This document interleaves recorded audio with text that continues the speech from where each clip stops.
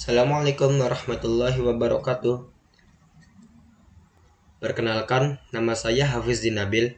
Saya asal sekolah saya dari SMK Negeri 1 Balongan. Kelas saya berada di kelas 10 TKJ 1, kelas industri. Di sini saya akan menjelaskan tentang mata pelajaran dasar-dasar program keahlian teknik jaringan komputer dan telekomunikasi dengan materi network fundamental dasar jaringan. Kita lanjut ke materi ya. Oke, langsung saja. Bagian A, definisi network fundamental. Network adalah suatu perantara untuk menghubungkan suatu perangkat ke perangkat yang lainnya agar dapat menerima dan mengirim data. Contoh perangkat-perangkat ini dalam skala kecil adalah komputer, printer, atau alat-alat yang lainnya. Setiap perangkat ini merupakan sebuah node dalam jaringan dan setiap node ini dapat dihubungkan dengan kabel atau tanpa kabel wireless. Network yang paling sederhana hanyalah suatu komputer dihubungkan dengan komputer lain melalui kabel saja. Untuk dapat dihubungkan, komputer harus memiliki NIC, Network Interface Card. Nah, jika ingin menghubungkan ke lebih dari dua perangkat, dibutuhkan alat yang namanya hub, switch, atau router. Hub atau switch memungkinkan koneksi dengan kabel sedangkan router untuk terhubung dengan internet. Hub dan switch memiliki banyak port untuk dihubungkan. Dengan menghubungkan beberapa perangkat ke port yang ada, selamat, perangkat Anda sudah terhubung.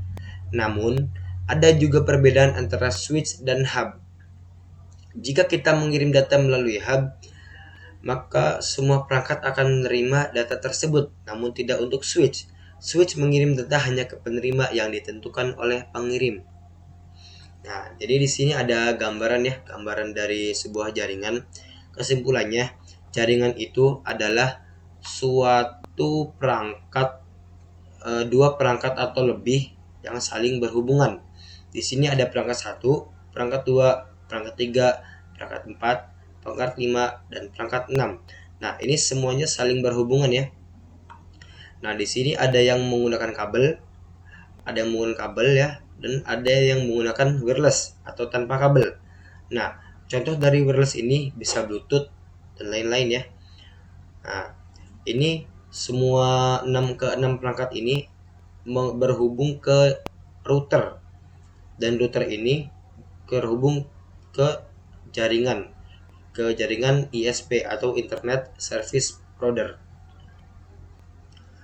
Oke, bisa dipahami? Kalau bisa, kita lanjut ya ke B, topologi jaringan. 1. Ada topologi mesh.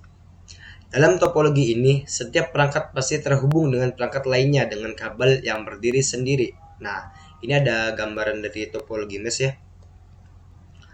Jika ada n buah perangkat, port yang harus dimiliki oleh setiap perangkat adalah N1 dan jumlah kabel adalah NC2. Kesimpulannya, jika misal ada satu perangkat, nah port harus dimiliki oleh setiap perangkat itu harus satu.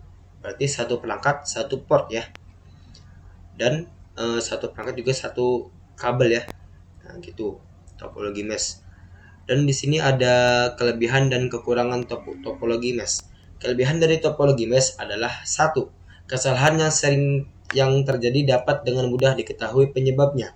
2. Transfer data lebih aman karena transmisi data langsung ke penerima dan tidak melalui perangkat lain. Kekurangan dari topologi mesh adalah 1. Instalasi yang sangat rumit. 2. Biaya maintenance mahal. 3. Banyak kabel yang dibutuhkan karena satu perangkat harus memiliki satu kabel. Kita lanjut ke nomor 2, topologi star. Dalam topologi ini, semua perangkat terhubung dengan satu hub sentral. Nah, ini ada contoh gambaran dari topologi star ya. Dalam topologi star ini memiliki kelebihan dan kekurangan juga, seperti sama dalam topologi mesh. Tapi berbedanya, kelebihan dari topologi star ini ada 1. Jumlah kabel yang dibutuhkan relatif sedikit. 2. Setiap perangkat hanya perlu satu port. kekurangannya hanya satu. Jika hub rusak, maka seluruh koneksi akan terputus. Nah, gitu kekurangan kelebihan dari topologi star ya. Dan kita masuk ke nomor 3, ada topologi bus. Dalam topologi ini, semua perangkat dihubungkan ke satu kabel. Nah, ini ada gambaran dari topologi bus ya. Dan topologi bus ini memiliki kelebihan dan kekurangan juga. Kelebihan dari topologi bus ini ada satu, kabel yang dibutuhkan cuma satu walaupun seberapa banyak pun perangkatnya. Nah, berarti kabel yang paling utama tuh hanya cuma satu, kabel utama doang yang menjalar dari belakang ke depan ya. Dan disambungkan untuk perangkat satu, perangkat dua, dan sampai perangkat lainnya. 2. Kos kabel lebih murah dan biasanya digunakan untuk membuat network skala kecil, contohnya warnet atau di dalam lab komputer.